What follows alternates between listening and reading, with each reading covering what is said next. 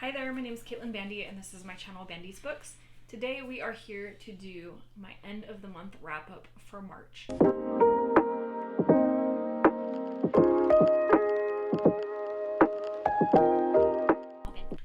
So I think I stuck pretty well within my goal of reading specifically romance. I did stray from that a couple of times because I have books that I have on hold at the library and on my Libby app for audiobooks. And if I've been waiting for a really long period of time for a book, I will inevitably listen to it or read it, because I'm not going to just go like, oh, I waited for 4 months for this, forget about it, because it doesn't fit the genre. But that being said, I think, do pretty well at sticking within the confines of romance. I only strayed drastically outside of romance a handful of times. So I'm pretty pleased with that. I also cleared a pretty decent stack of books from my physical TBR off the list, and it overall was a little different than I expected.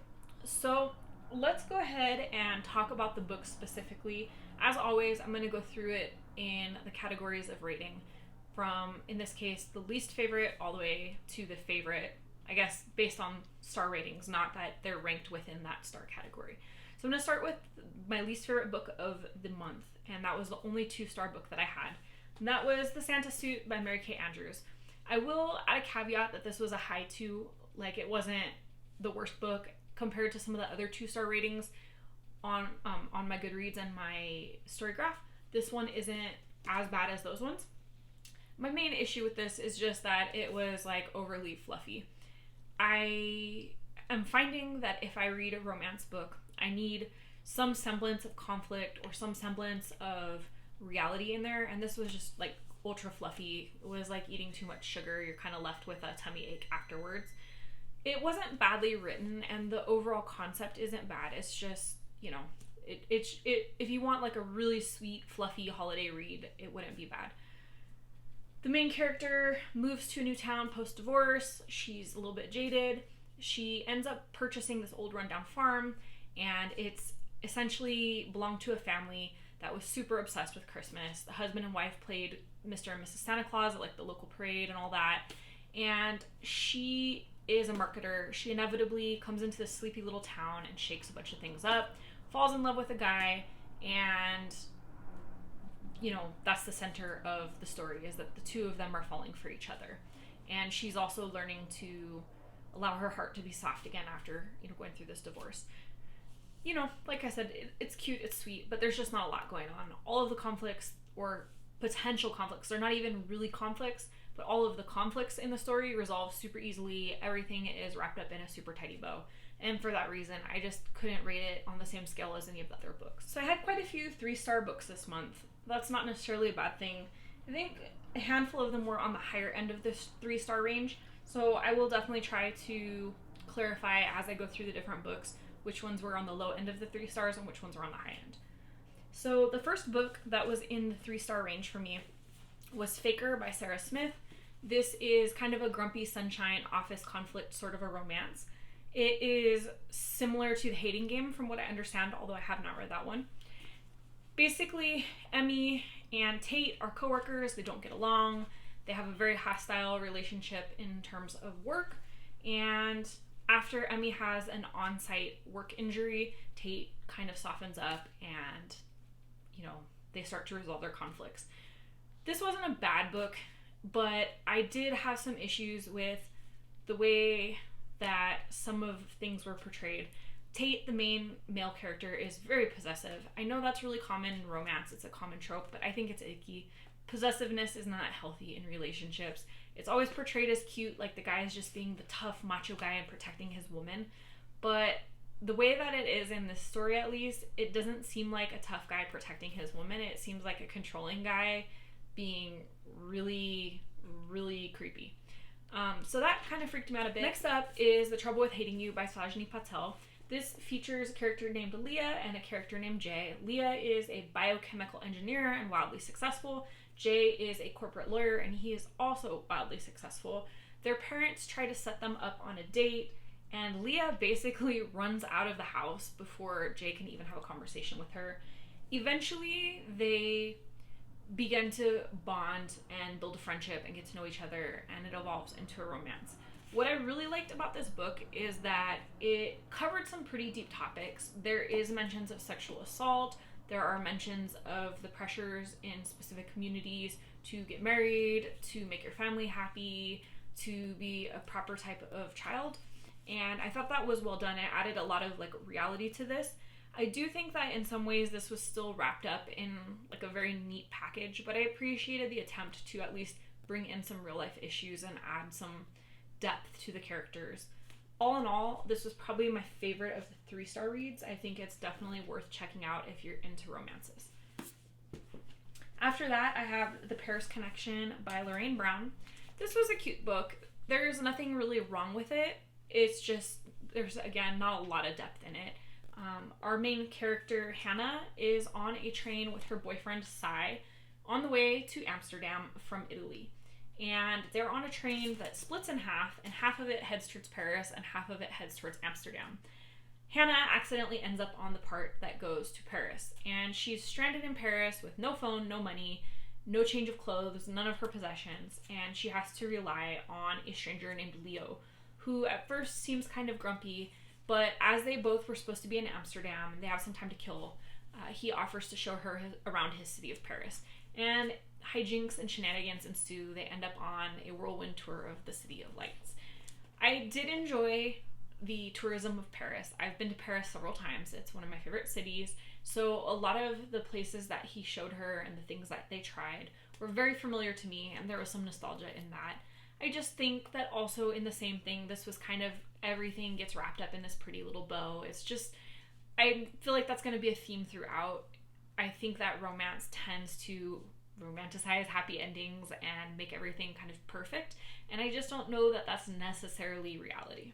So, again, not horrible if you need something that's light and fluffy, especially if you want a good travel vibe, you want to learn a little bit about Paris. Like, one thing I will say is that the information about Paris in here is very factually accurate. I can attest to some of that. So, take it as it is.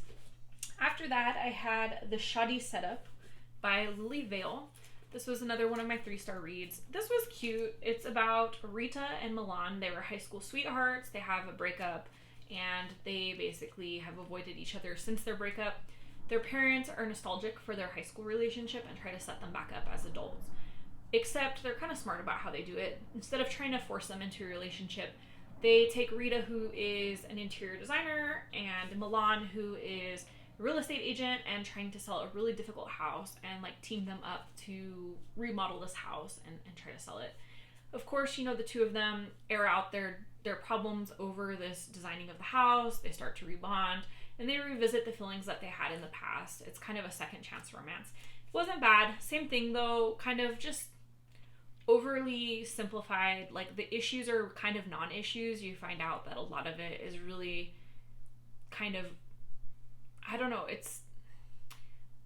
I felt like at points the conflict that was in the story was kind of ridiculous, and that kind of hindered my enjoyment of it. Overall, it was cute, maybe a 3.5 for me. Aside from that, I also had The X-Hex, which I listened to on audiobook. I had that on my request list on Libby for quite a while. I know that's wildly popular on Bookstagram. It was a solid 3 for me. I actually even debated dropping it to a 2, but it was cute enough that I could keep it at a 3. It is about 2 characters, and honestly, I can't even remember their names. That's how much this book has impacted me. And they're witches, and there's some sort of magical grid lines, and in a fit of rage, the main girl character, curses the main male character, and somehow that connects them, and it affects the grid lines, and it affects everyone's magic, and everybody's magic is going haywire, and the non-magical people are in danger of finding out about the magical people, and chaos ensues. So they have to team up together to try to fix this problem, to undo the curse and then fix the magical grid lines. And the interaction between the male and female character, they're cute, but honestly, it's kind of a shallow book. It's something that's very light, maybe fun to read around Halloween time. Not a lot of substance in there. It was okay. And I also read The Witch Haven. I had that one through the library. The Witch Haven is a fantasy sort of a book. It is set in, I want to say, the 1800s, and it is about a character who essentially finds out that she has magic after she kills someone in self-defense. The school that she's shipped to is an all-girls school, and it's basically like a magical finishing school. They spend all their time learning how to, use cleaning spells and cooking spells and knitting spells and things like that. And they're never really taught defensive magic, anything practical or anything useful. They're to be proper, demure young women, and they're being trained up to, exist in society. Our main character meets another character from another school, a male character. It's the same thing. I don't really remember the names because I just, it was not that memorable of a story. So she meets the male character who goes to a completely different, not even a school, he's like in a gang, a roving gang. And it turns out that he was the best friend of her dead brother. Her dead brother was murdered, and they don't know who did it. She's trying to figure that out. And she's kind of drawn into this, do I stay at the finishing school and do what I'm told? Do I become a street magician or a street witch or whatever you want to call it and follow this guy that I barely know? And there's, I don't know, it's kind of tropey and predictable. I did like the friendship that develops between a couple of the female characters. I appreciate that, when things start to happen, they really do seem to have a solid friendship. But aside from that, I found it pretty boring and pretty predictable. So another low 3-star for me. Now we're going to get into the 4 stars. There were more 4 stars than anything else, so that is a solid thing. And I was actually surprised at the amount of 4 stars that I had. I will start with the books that I had on my physical TBR, and that was The Flatshare by Beth O'Leary. This I expected to hate, honestly. I'm just going to be real with it.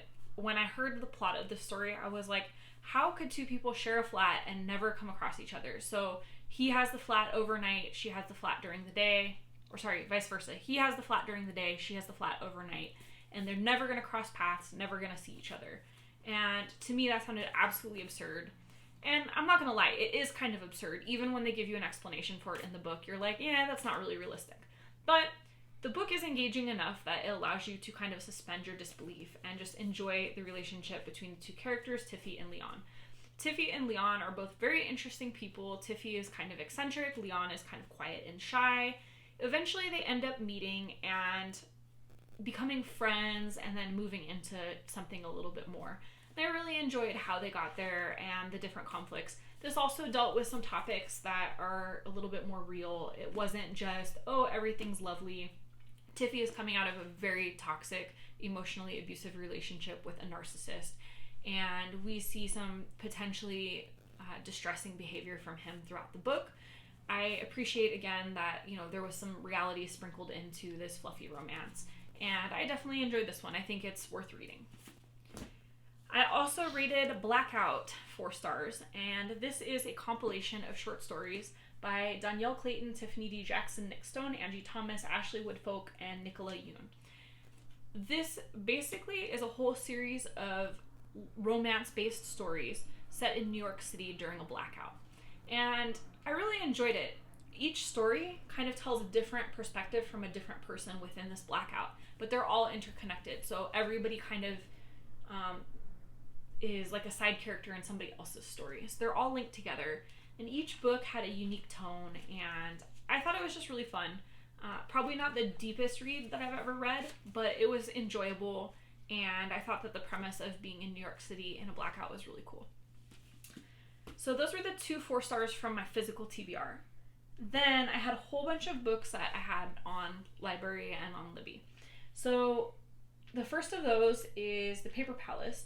That was a book that I really actually quite enjoyed. I listened to it on Libby at the very beginning of the month, and it is about relationships. It is what I would call a tragic romance. It's definitely focused on somebody and their relationships, but it isn't necessarily the happy ever after, fluffy, feel-good romance. You have a character that's really torn in a kind of a love triangle of sorts. She's got a lovely husband and kids that she's very happy with, and then she's got this person from her past that she regrets not having explored romantic options with. And there's a lot of personal reflection on her life, on the choices she's made, and on what she needs to do going forward. Highly recommended if you want more of a realistic romance. I think that this is a good one.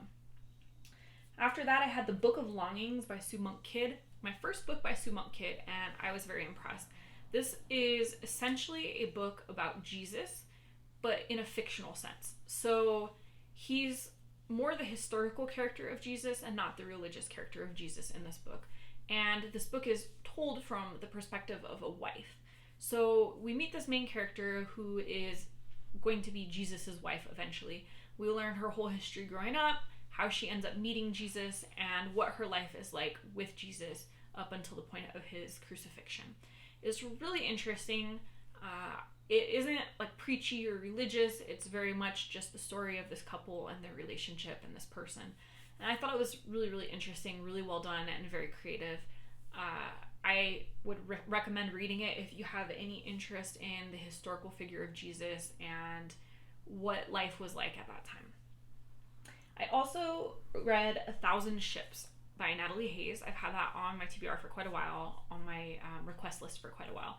And that is a pretty cool book.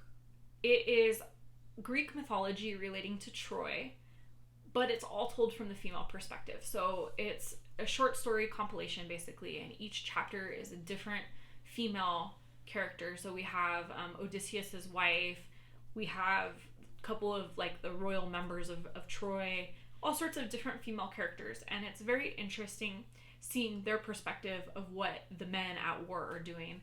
I really enjoyed it. I think my favorite was actually Odysseus's wife, where she's like kind of talking about, and then I heard that you're off on some island with some witch named Circe, and you left and came home and then went back to her. And she's just, you can tell she's so frustrated. This man that she loves so much, she's worried for him, she's scared for him, she wants to see him, she misses him, but she's just so exasperated by this never-ending journey that Odysseus is on.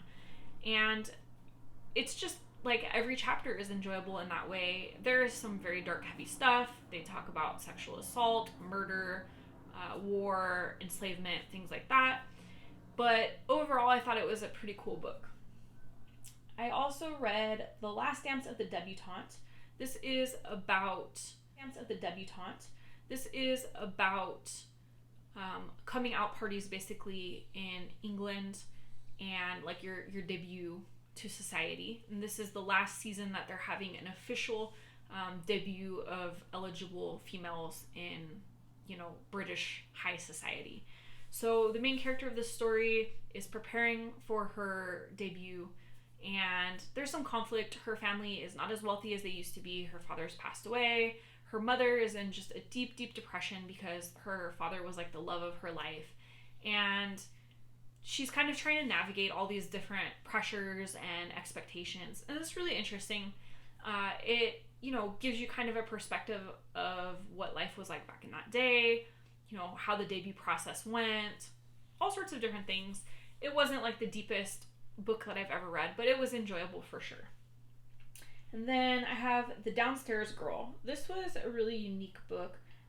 I had this on audiobook, and it reflects on a character who is Chinese living in the United States when there is a heavy amount of prejudice against Chinese people. She's kind of trying to survive, eke out a living. She's working at first in a hat shop making hats, and then she gets fired from that job, and she goes back to working as a servant, a personal servant in a house for somebody that really doesn't like her and treats her pretty bad. The gentleman who's basically raised her is somebody that's responsible for caring for racehorses, and there's a lot of story that revolves around horses and riding horses, and eventually our main character is put into a position in which she must race a horse to win this bet. And it's a really cool book. It's an interesting perspective on racism, and in particular Southern racism within the US in a specific time period. I thought that it was interesting hearing the specific struggles that a Chinese person might have been going through in that time, and all the struggles that our character faces in the book. Definitely worth a read. After that, I read Alone on the Wall, which is by Alex Honnold. It is, if you're unfamiliar with who Alex Honnold is, he is probably the best rock climber in the entire world. At least for sure in the top 3, but I would say arguably the best. It kind of depends on what type of rock climbing you're talking about, but in his specific type of rock climbing, which is free soloing, hands down the best. So it kind of just talks about his experience starting out as a rock climber in terms of like more professional climbing, learning how to free solo, and then eventually his major accomplishments. I feel like I've seen a lot of documentaries about him, watched a lot of interviews with him, so I don't really feel like there was anything that was like revolutionary for me in there, but it was enjoyable hearing his own story told in his own words, and you know, there was a couple things that were new to me there. If you're into rock climbing or you like extreme sports or you just want to learn about a sport that you're unfamiliar with, I would suggest it. It is pretty enjoyable and I think it's a pretty easy understandable read. After that, I have The Love Hypothesis by Ali Hazelwood. So this is another one of those books that is just insanely popular. If you open up BookTok, BookTube, Bookstagram, wherever you go, this book pops up. And I had it on request from the library in anticipation of this romance month. So I went ahead and got it, and it was enjoyable. The story is about a main character who is a student at school working on her PhD, and she ends up in a fake dating scheme with a professor at the school. This professor is not her professor. He's not involved with her particular PhD track. There's all sorts of stipulations that kind of prevent it from being a weird power domination sort of a thing. I found both characters enjoyable. There was snarkiness in it, the fake dating thing, all of that worked out pretty well. I found that there was some problematic behaviors in there, and I didn't love every single thing about it. I don't think that it necessarily deserves quite as much hype as it gets, but I mean, it was an enjoyable read, and I liked also, again, that it touched on some issues that real life women experience, like sexual harassment, like males in positions of power trying to use that power to elicit sexual favors, the lack of support for women in STEM, different things like that. So I think that's the part that really made the book stand out to me, is that it meshed these realistic issues within the fluffy, happy romance. And then I read The Giver of Stars. This wasn't on my TBR this month, but it is a book that I do own and have been hoping to knock off for a while. I really enjoyed this. This was about the Pack Horse Librarians. I had first heard about the Pack Horse Librarians when I read The Bookwoman of Troublesome Creek. It's a kind of a similar concept. This talks about them establishing the Pack Horse Librarians. Alice Wright is a British woman, and she marries a man from the US, ends up here, decides to become a Pack Horse Librarian to have something to do. She's having relationship troubles. Her husband is not interested in a physical relationship with her in any way, shape, or form. Everybody's putting pressure on her to get pregnant, but she can't even get her husband to touch her. And so to take out her grief, she basically becomes a Pack Horse Librarian, and it keeps her busy. She makes some awesome friends, and this book basically alternates between her point of view and her friends' point of views. There's a lot going on. There's some coal mines that are destroying, the hills and endangering the people. There's some unionizing. There's a lot happening, and it's a really interesting story. I almost rated this a 5-star. It just wasn't quite as good as The Bookwoman of Troublesome Creek, in my opinion. But definitely a good read, and if you're interested in the Pack Horse Librarian program, highly recommend. And the last of my 4 stars was People We Meet on Vacation by Emily Henry. This is another insanely popular book. Find it everywhere on social media. This was cute. It is about 2 friends. They're best friends, and every year they take a vacation together. They've gone and done some really cool stuff.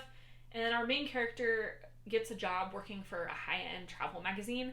So they go from these vacations where they're scraping pennies together and sleeping in tents in random people's houses and stuff like that, to these insane deluxe vacations where everything's paid for by her company.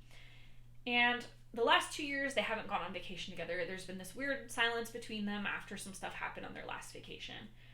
Out of the blue, she calls her friend and is like, hey, I gotta take a vacation. I'm lacking inspiration. Would you like to go to Palm Springs with me? They end up in Palm Springs on what is the nightmare vacation. Their Airbnb has no AC. It's the summer, so their Airbnb is 100 degrees.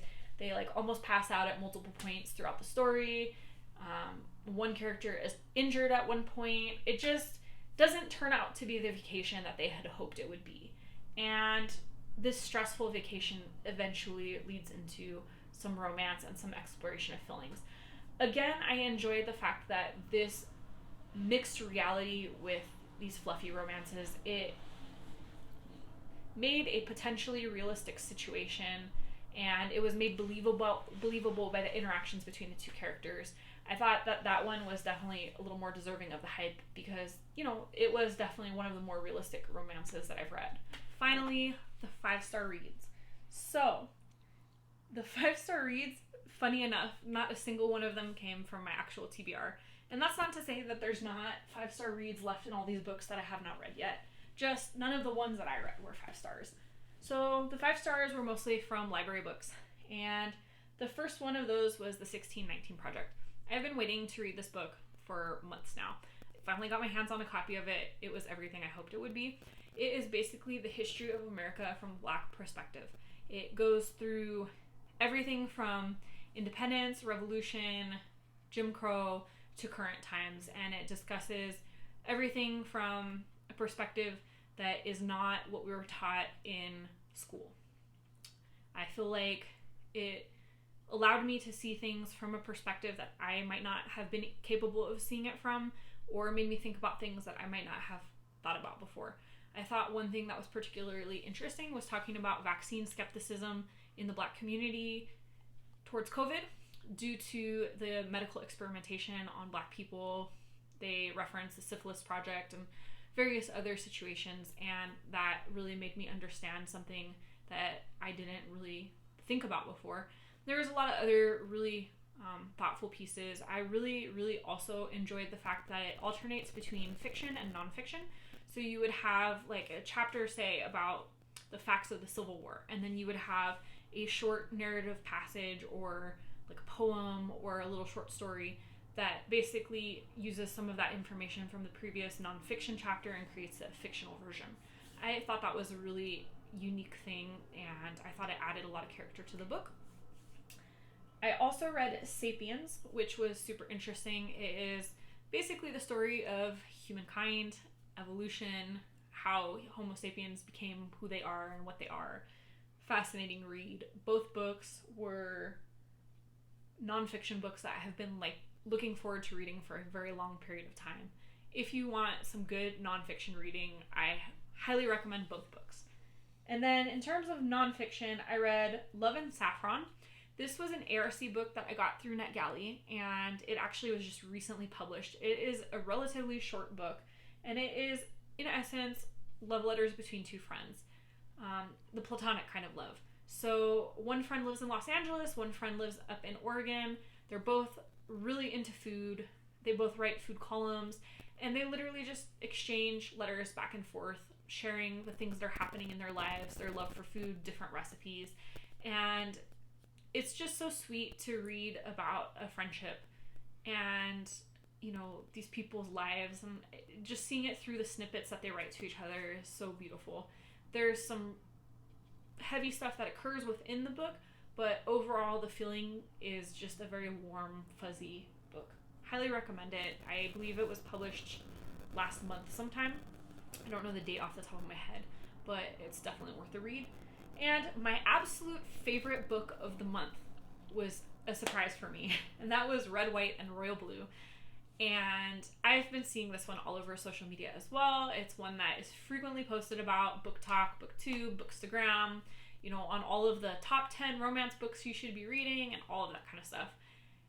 Honestly, reading the summary of it, I didn't really expect to love it. It is about a guy named Alex, who is the son of the first female president of the United States, and Henry, who is a prince and the heir to the throne in England.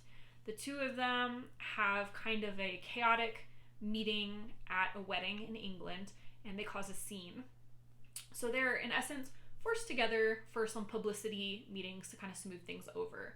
Eventually, they realize that they have a lot in common, being that they're both in a position where they're scrutinized frequently, and they kind of bond over those similarities. It is such a cute book, but it's cute and realistic and funny and sharp and dark and all sorts of things. I can't say enough good things about this. So the first thing that I was really drawn to is the sense of humor in the book. It is incredibly witty and sharp. The humor is dry in some points, you know, because that typical English humor, really sarcastic on the American side. And I just found myself like actually chuckling. And I read a lot of rom-coms and I didn't find myself laughing out loud a lot, except for with this one. I found myself like, you know, loudly chuckling at points. I also really enjoyed the relationship between the two characters. I could see how they could relate to each other, but how they were also very different from each other. I loved the idea of a female president. I thought that they portrayed that really realistically, and a lot of the challenges that she would face, the scrutiny that her family would be under. I liked that there was a lot of political intrigue as like side plots to the story.